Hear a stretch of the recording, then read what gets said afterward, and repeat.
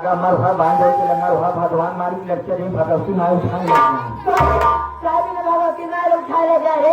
पगलू पालन तो उसमें खिलावे बिना अच्छा के चला अगर हम तो होना रहे तो खेते चला जाए जो ही की चल हाँ अरे लड़के अकेले पड़ा हो वही आप तो था तो भगवती माई कहे भी न लगी कहे भी ना पालन तो उसमें खिलावे बिना अच्छा ये धर्मिंदर अरे राम जी कहे भी ना बुलाया हो हम तो उसका नाम बुलाए थे गाँव हमारे मास्टर साहब जो है घर मालिक साहब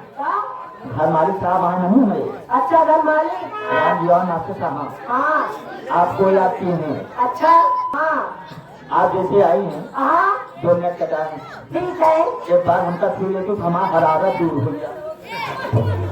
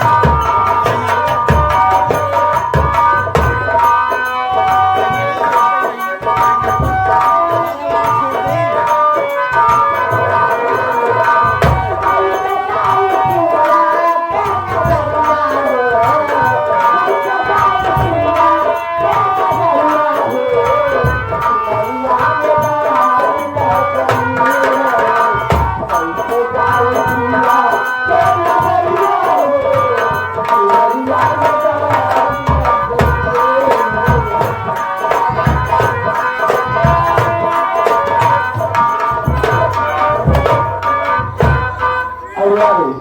आप सचू साहब के